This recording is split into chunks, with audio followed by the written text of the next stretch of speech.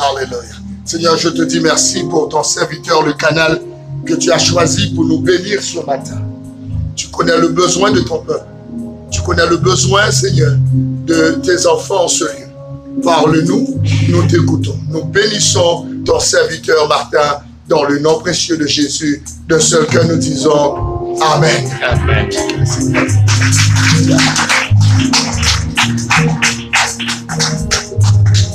Un, deux à deux. Voilà. Bonjour à chacun et à chacune. C'est une joie d'être parmi vous.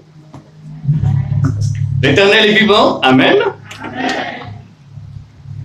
Et c'est merveilleux quand votre pasteur Josué a parlé ce matin que Jésus vient au secours. Et c'est justement, on ne s'était pas communiqué, le thème du message ce matin. L'Éternel est mon secours. C'est le titre du message de ce matin. Alléluia. Gloire à Dieu.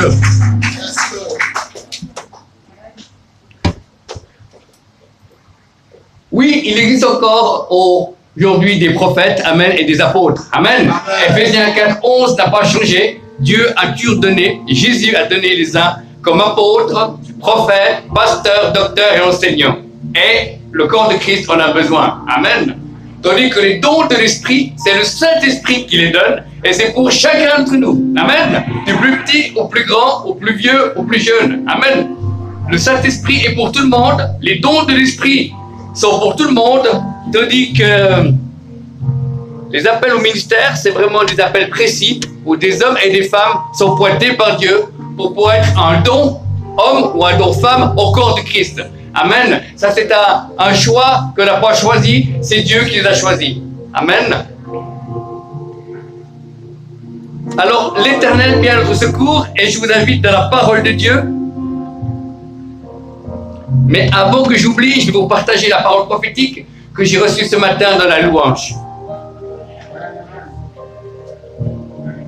J'ai vu dans le monde de l'esprit, j'ai vu une couronne royale qui était au-dessus de l'église. Et il y avait des fils d'or qui tombaient dans l'église et il y avait des gens qui tenaient cette couronne. Et le Seigneur me disait que les gens qui tenaient les fils d'or, ce sont les intercesseurs, ce sont les adorateurs. Pour que la présence de Dieu règne ici. Je voyais le vent, les puissants des ténèbres qui voulaient que les couronnes partent, mais il y avait des gens qui tenaient ces cordes en or et qui retenaient. Et la couronne bougeait, mais elle restait au-dessus de chez vous. Et le Seigneur dit, parce que vous cherchez la gloire de votre roi et non pas votre nom, moi je vais rester. Je vais faire de ce lieu un puits d'adoration, un puits d'enseignement, un puits de réveil et un puits d'amour et un puits de mission. Je n'ai pas changé, c'est que je bénis encore, dit le Seigneur, et c'est un endroit qui est une lumière dans le monde spirituel, mais une lumière aussi dans le monde physique. Le Seigneur dit, gardez vos cœurs, gardez vos bouches, invoquez-moi et je répondrai. Si vous êtes infidèle, moi je demeure fidèle, car je ne peux pas me renier, dit le Seigneur. Je vous aime, c'est moi qui ai permis que cet endroit soit, afin que plusieurs puissent entendre parler de mon nom, qui est magnifique. Et le Seigneur dit, ma main est sur vous, je vous connais, continuez à faire plaisir à mon cœur et j'ouvrirai pour vous les écluses des cieux. Que celui qui nous écoute, c'est que l'Esprit dit à l'Église. Amen.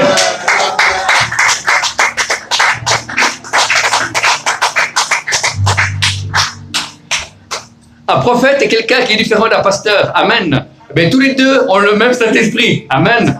Tous les deux, on n'est pas en compétition, mais on a un esprit de construction. Amen.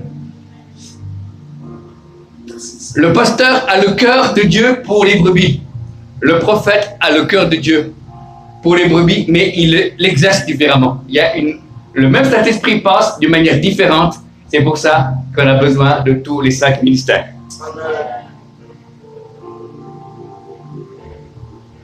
Donc pour ceux qui ont leur Bible, je vous invite dans le psaume 20 ce matin.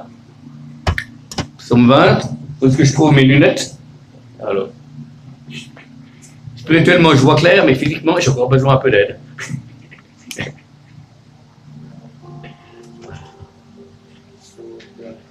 Psaume 20. Au chef des cœurs, psaume de David. Que l'Éternel te réponde lorsque tu es dans la détresse. Que le nom du Dieu de Jacob te protège.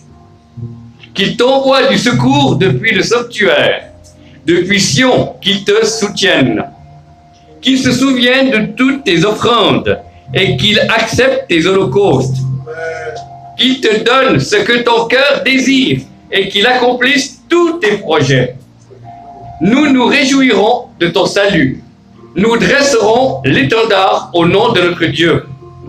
L'Éternel exaucera tous tes vœux. Je sais maintenant que l'Éternel sauve celui qu'il a désigné par onction. Il lui répond du ciel de sa sainte demeure par le secours puissant de sa main droite. Les uns s'appuient sur leurs chars, les autres sur leurs chevaux. Nous, nous célébrons l'Éternel, notre Dieu. Eux, ils plient et ils tombent. Nous, nous tenons ferme. Nous restons debout. L'Éternel sauve le roi. Réponds-nous que nous faisons appel à toi. Réponds-nous que nous faisons appel à toi. Amen.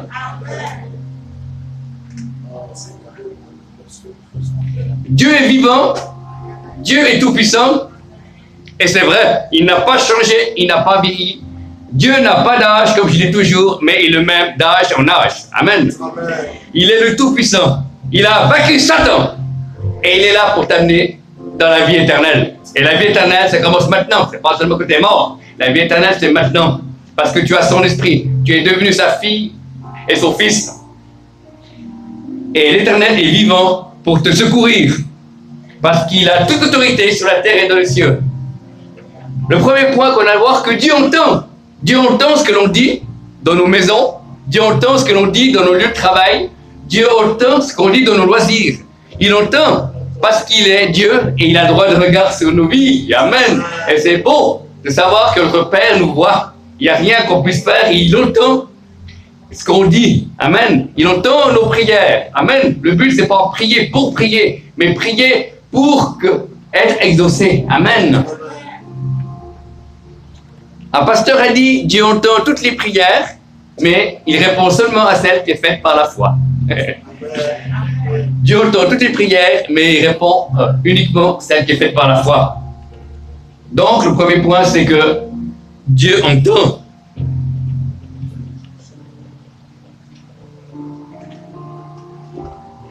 Que l'Éternel te répond lorsque tu es dans la détresse. On peut être dans la détresse, Dieu répond. On ne peut pas être dans la détresse, mais Dieu répond aussi. Amen. On n'a pas à t'attendre d'être dans la détresse, mais Dieu entend. C'est pour ça qu'il faut prier sans cesse. Prier sans cesse, c'est pas dire chaque fois les mêmes choses à Dieu. Prier sans cesse, c'est d'être en contact avec Dieu. Amen. La vie de prière, c'est pas une liste à commission. Hein. Seigneur, bénis ma maison, bénis mon vélo et mon frigidaire. Non, c'est un contact. Dieu veut qu'on le connaisse en tant que Père. Dieu veut qu'on connaisse Jésus, le Messie. Et Dieu veut qu'on connaisse le Saint-Esprit. Et ça prend du temps de connaître cette famille merveilleuse. C'est pour ça qu'on a toute la vie devant nous. Mais Dieu veut, c'est une relation. Dieu veut, c'est ton cœur. Dieu veut pas seulement te bénir. Dieu cherche des hommes et des femmes qui veulent sa présence. Dieu cherche des hommes et des femmes qui veulent lui obéir. Dieu ne cherche pas des hommes et des femmes qui sont parfaits. On n'est pas parfaits. Mais Dieu cherche des hommes et des femmes qui veulent lui obéir. Et ça, on peut tous. Amen. Les plus petits comme aux plus grands. Alors Dieu, il entend nos louanges. Amen. Dieu siège toujours au milieu de la louange de son peuple. Il n'a pas changé. Amen. Et dans la louange, c'est Dieu qui vient nous visiter. On peut être guéri dans la louange, on peut être restauré dans la louange. Moi, au début de ma conversion, j'ai eu un démon qui était parti en pleine louange. Et voilà, j'ai senti quelque chose qui montait dans l'estomac. C'est parti, personne n'a rien vu. Et j'étais libre de quelque chose qui était là, de mon ancienne vie. Amen. Dieu agit. Dieu est vivant. Dieu n'est pas une théologie. Dieu est une puissance. Amen. Notre Dieu est vivant. Notre Dieu est éternel. Notre Dieu ne change pas. Il est le même hier, aujourd'hui, éternellement. Donc Dieu entend tout. Amen. Il entend quand on lui demande pardon. Il entend quand on se convertit. Il entend quand on le loue. Il entend quand on remercie pour un repas. Ensuite, le deuxième point, Dieu entend, c'est Dieu parle. Amen. Dieu parle au travers de la Bible. Amen. Ce livre merveilleux qui est parfois oublié. Dans l'église parfois même aussi. Mais la Bible, la foi vient de ce que l'on entend. Est-ce que ça vient de la parole de Dieu? Si tu veux que Dieu te parle, mon frère, ma soeur, lis la Bible. Amen. Amen. Mais avec le Saint-Esprit. Amen. Moi, quand je prends ma Bible, je dis, cher Saint-Esprit, enseigne-moi, parle à mon cœur. Amen. Parce qu'il est le divin enseignant. Amen. Le Saint-Esprit prenant ce qui est à Jésus, il vous le communiquera, il vous l'annoncera. Amen. Le Saint-Esprit glorifie Jésus. Amen.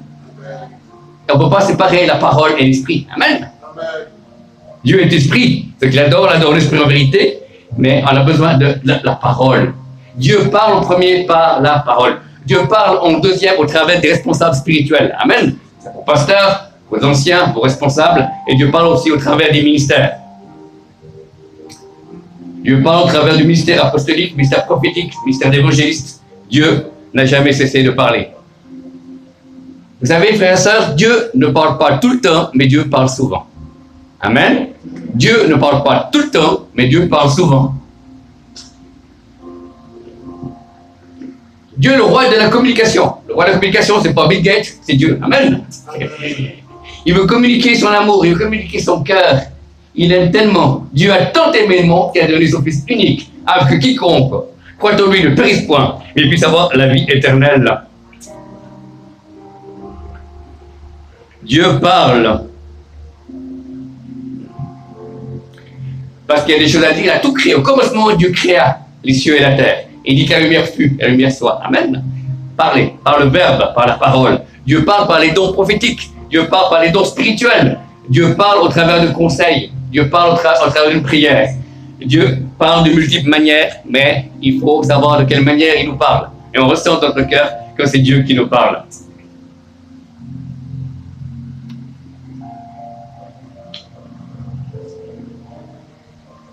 Le Seigneur dit, j'aime cette communauté parce qu'il y a des gens qui ont des cœurs d'amour, des cœurs d'intercesseurs et des cœurs de joie.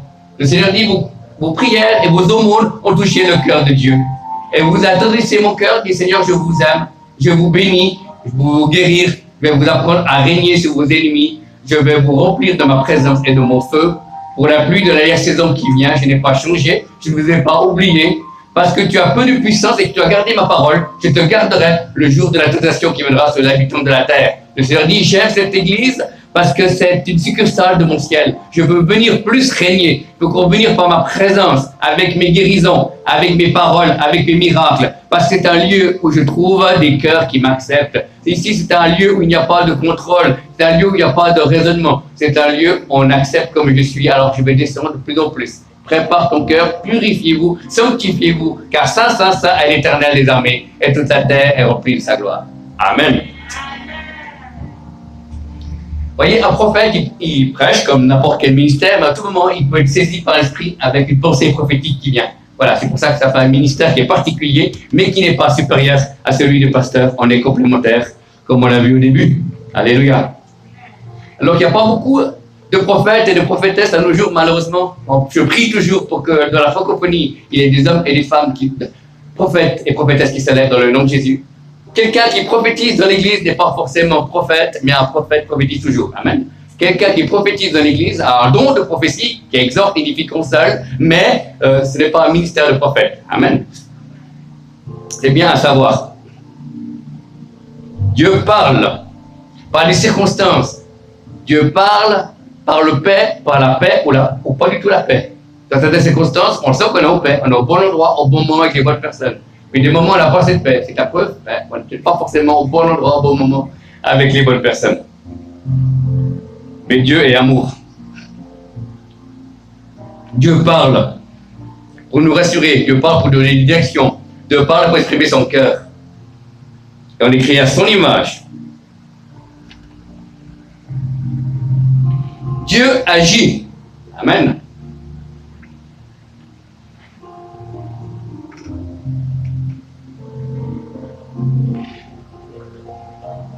Psaume 20, verset 5, qu'il te donne ce que ton cœur désire et qu'il accomplisse tous tes projets. Qu'il accomplisse tes projets. Parce que Dieu est puissant pour accomplir pas n'importe quel projet, les projets qui sont en rapport avec le royaume de Dieu, avec ton cœur. Amen. Chacun, nous avons un plan dans nos vies que nous ne connaissons pas. Amen. Mais nous connaissons celui qui connaît le plan, c'est Jésus. Amen. Donc plus tu aimeras Jésus, plus tu prieras Jésus, plus tu as confiance en Jésus, Jésus pourra ouvrir des portes et te faire rencontrer des bonnes personnes afin que tu puisses rentrer dans le plan qu'il a prévu pour toi. Amen. La première chose, Dieu veut te sauver de l'enfer. Et c'est accompli si tu es enfant de Dieu, baptisé d'eau, baptisé de Saint-Esprit. Amen. Et après, qu'est-ce qu'il y a? Après, tu peux devenir un canal de bénédiction. dans l'église et à l'extérieur de l'église. Et c'est ça que Dieu veut. Un prophète, j'écoutais un message sur Internet d'un prophète qui expliquait qu'il y a les 3 phases. Dieu veut sauver, Dieu veut restaurer et Dieu veut utiliser. Voilà, les trois phases par lesquelles le chrétien et la chrétienne doivent passer.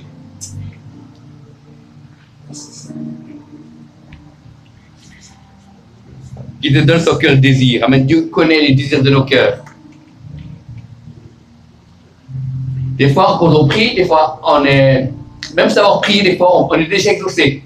Voilà. Quelqu'un me racontait qu'il avait été au restaurant avec son épouse, et puis sa femme aimait bien le rose, et puis comme il ne savait pas, ben, les serviettes, et puis la décoration, la nappe était rose. Amen. Donc, il était content, vous voyez. Donc, des fois, des choses qu'on n'a même pas besoin de prier. Dieu connaît les besoins de nos cœurs, et il nous aime, et il permet qu'on ait des petits clins d'œil. Amen.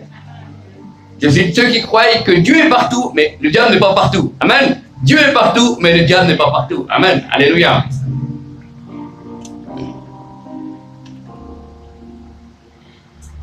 Dieu agit. Dieu agit pour nous transformer et Dieu agit au travers de nous.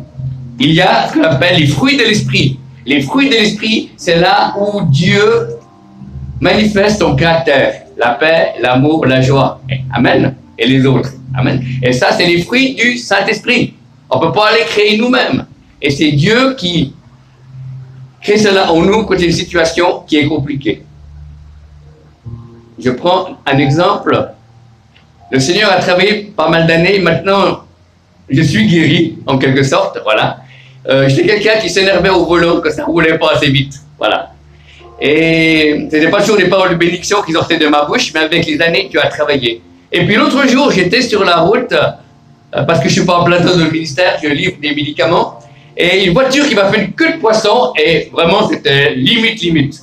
Et tout d'un coup, j'étais en paix, je me dis, je n'ai pas réagi, je n'ai pas crié, je n'ai pas énervé, je n'ai pas eu des pensées négatives, et j'ai vu que là, c'était un fruit, pas de Martin, mais un fruit du Saint-Esprit. Et toutes les fois où je ne voulais pas m'énerver, je me suis énervé, je disais, je ne dois pas m'énerver, finalement, je m'énervais. Amen. Parce que c'était moi qui voulais prendre le contrôle encore. Mais quand c'est le Saint-Esprit qui prend, ben, il y a les fruits qui se manifestent. Il y avait une situation où je devais chercher des papiers et j'arrive au dernier moment, la personne dit non, on ne prend plus personne à cause du corona. Et puis j'avais mes papiers et puis je devais revenir un autre jour. Au temps normal, je me serais énervé ou fait un commentaire négatif. Et là, j'ai senti une paix comme si j'avais prié pendant 1 heure. C'est la paix du Seigneur. Et j'ai pu sourire à la dame et je suis parti et je suis revenu un autre jour. Amen. Voilà. Et ça, c'est merveilleux parce que je n'ai pas choisi. Donc, je dis, c'est vraiment les fruits du Saint-Esprit. Amen. Tandis que les dons du Saint-Esprit, c'est la puissance de Dieu. Les dons du Saint-Esprit sont là pour exhorter, édifier, consoler, mais également, c'est la puissance de Dieu qui se manifeste au travers de chacun d'entre nous. Donc, le Saint-Esprit distribue les dons où il veut, à qui il veut. Alléluia. Donc, Dieu agit. Il agit en mettant des situations dans nos vies, des circonstances, afin qu'on rencontre les bonnes personnes. Amen. Au cours de ma vie chrétienne, j'ai pu voir qu'à un moment donné, il y a certaines personnes que j'ai rencontrées, ils m'ont fait aller plus loin avec Dieu. Amen. Ils m'ont fait rencontrer d'autres serviteurs de Dieu, d'autres enseignements, et j'ai pu grandir. Pas grandir par rapport aux autres, mais par rapport à ma propre croissance. Amen.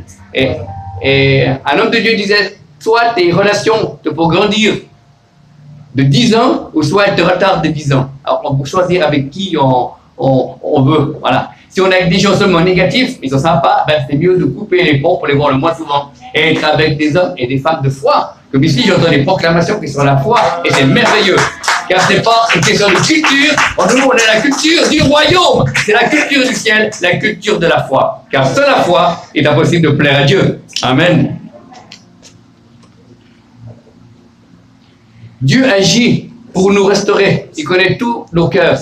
Il connaît tous nos vies. C'est pour ça que si quelqu'un a une parole de guérison, je prends un exemple. Imaginez si quelqu'un dit, ben voilà, Dieu veut guérir toutes les personnes qui ont mal à la tête. Ben, si quelqu'un a mal à la tête, ben c'est maintenant que Dieu va vous guérir. Parce qu'il y a une révélation. Vous pouvez croire que la guérison est pour vous. C'est pas la semaine prochaine. C'est pas quand vous serez mort. C'est pas que j'irai à l'enlèvement de l'église. Mais c'est maintenant. Amen. C'est le go. C'est le maintenant de Dieu. Amen. Voilà. Révélation, c'est quoi? Ça veut dire quelque chose qui est caché et qui vient à la lumière. Amen. Si je cache mon téléphone derrière le pupitre, eh ben, vous ne voyez pas, mais je le sors, c'est pour moi qu'il est créé, il était déjà là, hein, mais vous ne l'avez pas vu. Eh ben, c'est la même chose, une révélation, c'est ça. C'est quelque chose qui existe déjà et que nos yeux sont voilés, nos cœurs voilés, et tout d'un coup, Dieu révèle cela et ça devient une réalité, ça devient une information. La foi peut se nourrir, on peut utiliser et on rentre dans le surnaturel. Amen. Comme dit toujours, Dieu veut faire de nous pas des extraterrestres, mais des terrestres extra. Amen. Yes. Je suis normal. Quand je me promène dans la rue, je suis pas en train de chercher des voix, une révélation.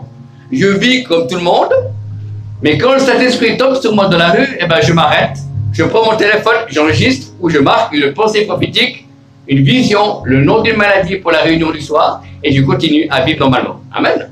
Voilà, on est normal. Je suis la Bible. Voilà, je ne suis pas en train de chercher des expériences sans arrêt, être au-delà de la réalité. Voilà. Mais par contre, dans l'église, quand il y a l'onction de Dieu, là, j'écoute plus la culture, j'écoute plus mes raisonnements, je vais par la foi. Amen. Alléluia. Dans une réunion, j'ai dit à Dieu guérit quelqu'un d'un problème de dépression, que le Seigneur vous touche maintenant au nom de Jésus, et il n'y a eu aucune réaction. Et quelques temps après, j'ai reçu un SMS de quelqu'un qui avait été guéri, qui avait entendu cette parole, qui était proclamée.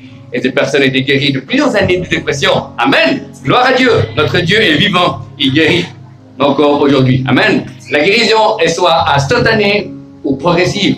Elle peut se passer dans l'après-midi ou la semaine qui suit ou pendant la nuit. Amen. Et si la guérison est instantanée, c'est que ce n'est pas le don de guérison qui agit, mais c'est le don de miracle. Amen. Miracle, c'est pour son le naturel. Amen. Voilà. Amen. C'est merveilleux. C'est bon de savoir ça parce que les gens veulent tout de suite guérir tout de suite. Et des fois, la guérison par la foi, il faut attendre. Et c'est progressif.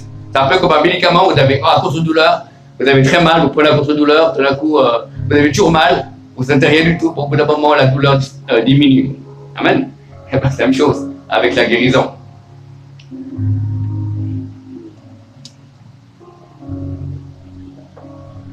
Je sens que l'Église est là pour aller plus loin dans le surnaturel.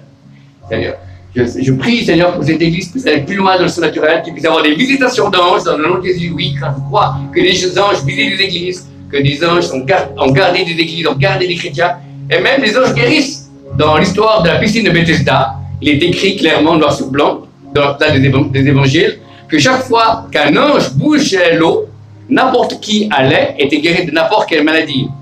Mais ce qui est merveilleux, c'est que pas n'importe quand, c'était seulement quand il y avait un ange qui descendait. Amen. Et je crois qu'on doit être sensible pour le moment de prier pour les malades, des fois. Des fois, on a l'habitude de prier toujours à la fin ou à un moment, mais des fois, c'est bien que la présence de Dieu est là, que ça soit juste après la louange, après un message ou à un autre moment, et bien pouvoir se laisser conduire et pouvoir prier pour les malades afin qu'il ait davantage de guérison. Amen. Parce que moi, je crois toujours à plus de conversion, plus de la gloire de Dieu, plus de démons chassés, plus de conversion, plus de missionnaires qui partent, plus de ministères qui se lèvent, plus de groupes de louanges. Amen. Alléluia. Gloire à Dieu.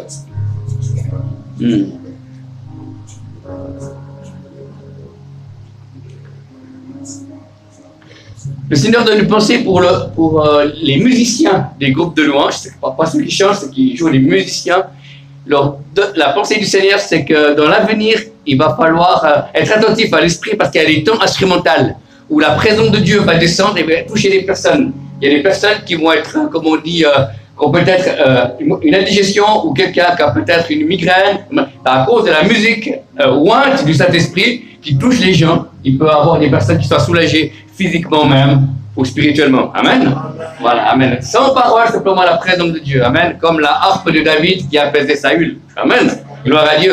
Parce qu'il Dieu utilise le son, c'est puissant avec l'onction de Dieu. C'est un véhicule. La musique en elle-même est beau, mais quand il y a l'onction de Dieu, ça devient un véhicule par lequel la puissance de Dieu se manifeste et il peut avoir des guérisons, il peut avoir des choses qui se passent. Amen. Gloire à Dieu.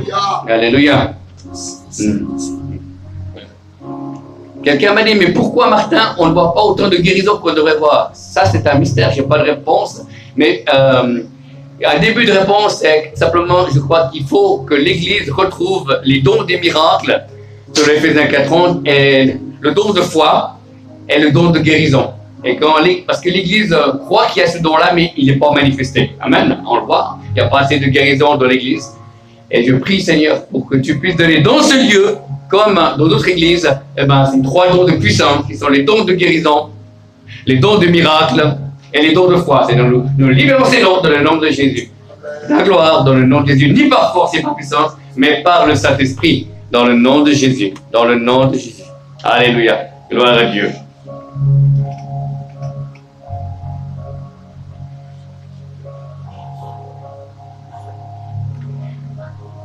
J'aimerais aussi dire que ce n'est pas parce que nous sommes dans les difficultés que Dieu est contre nous. Amen. Des fois, on peut avoir de l'opposition parce que justement, on est sur le chemin de Dieu. Amen. Et c'est pour ça que un ami à moi, un serviteur de Dieu, me disait, parfois, le diable croit plus à l'appel que sur votre vie que vous-même. Amen. C'est pour ça qu'il vous fait des misères. Parce qu'il sait que Dieu a mis en vous, que vous êtes appelé à être un homme, une femme qui fait la différence. Et pour cela, il faut apprendre à connaître Dieu.